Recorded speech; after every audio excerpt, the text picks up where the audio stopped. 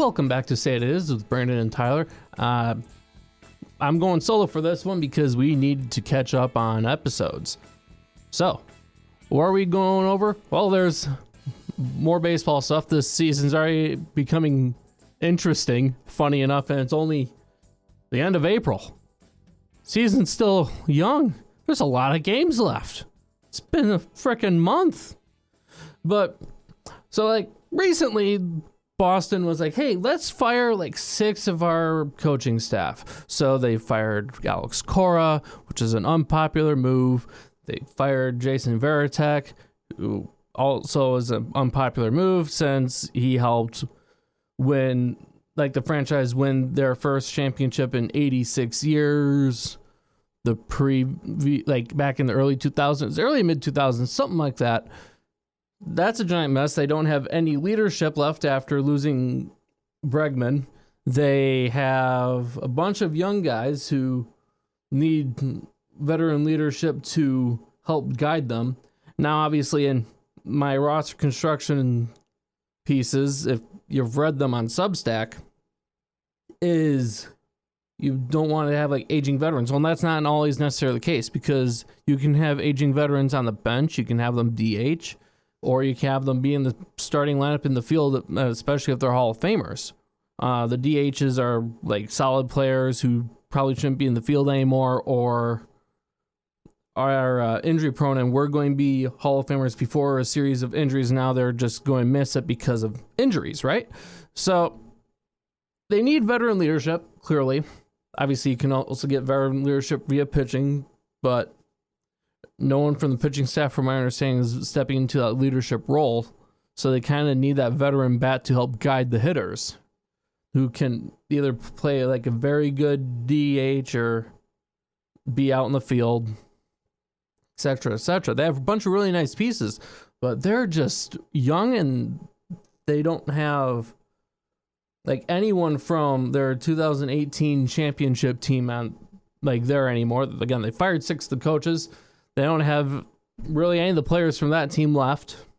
They got nothing. So there's a giant leadership vacuum, and they just need leadership. And not to mention, there's other franchises in disarray. Like San Francisco isn't doing so hot. Their manager is a first-year manager who was hired fresh out of a college head coach role.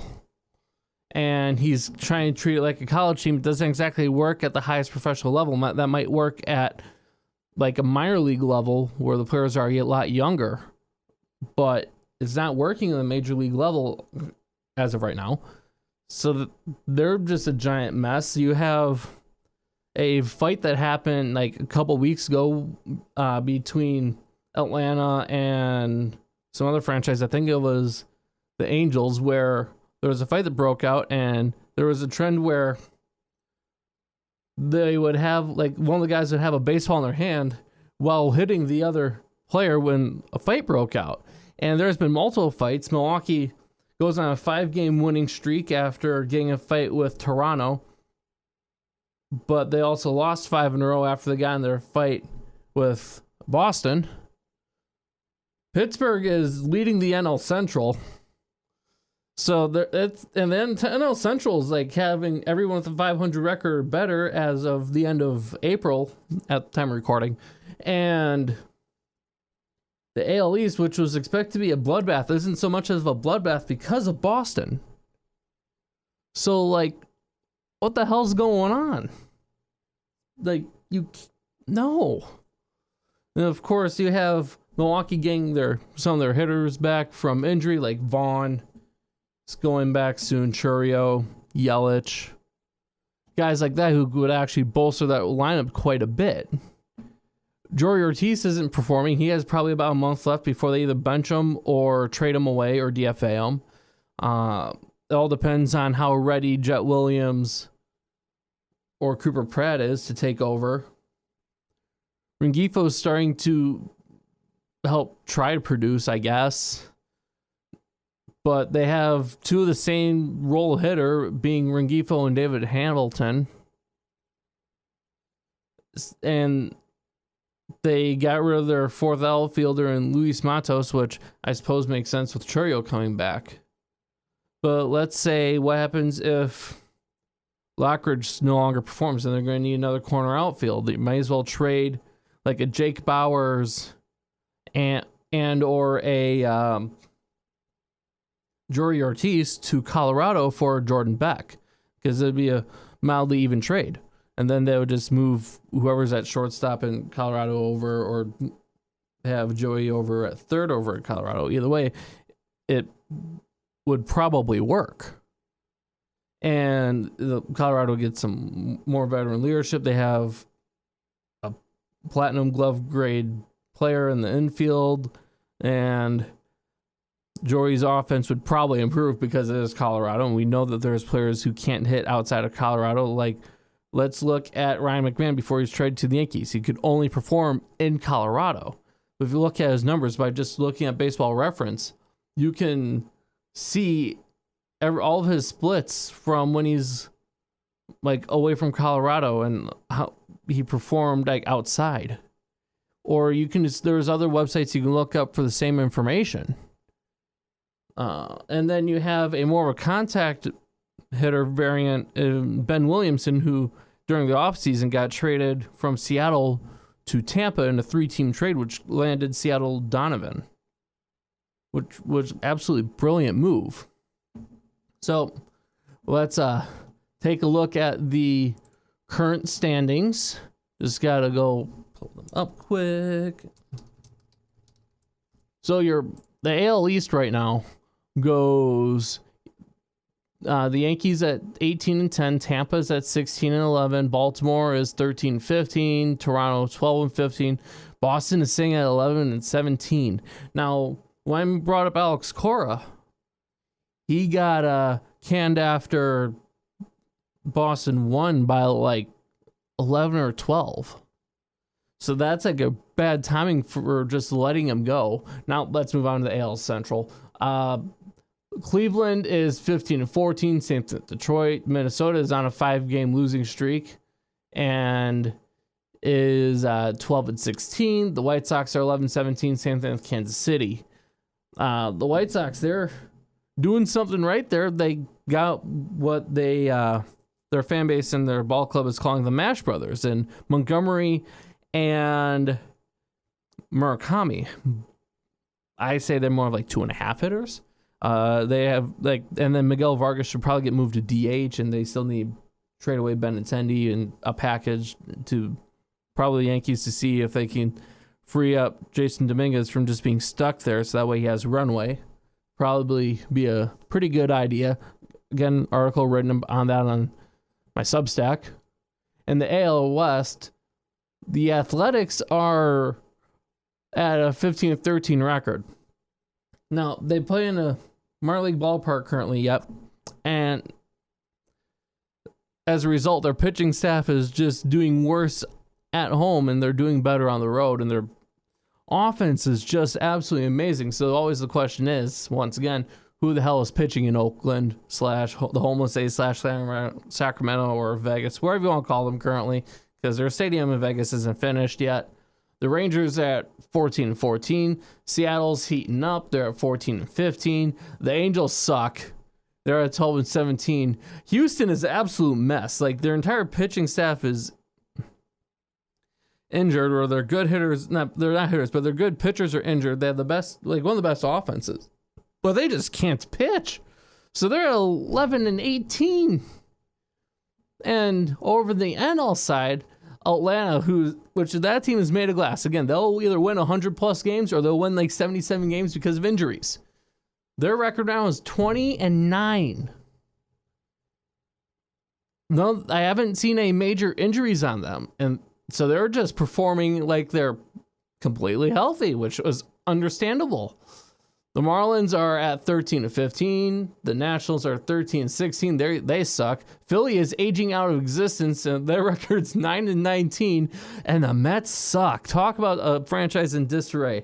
You have a owner who throws money at the team, spends most of the team's revenue to try to improve the team, get players that he wants, and then all of a sudden they're not gelling together. Like I heard that Juan Soto and Lindor are just not getting along, and it's just causing division within the clubhouse, and it's affecting on-field performance.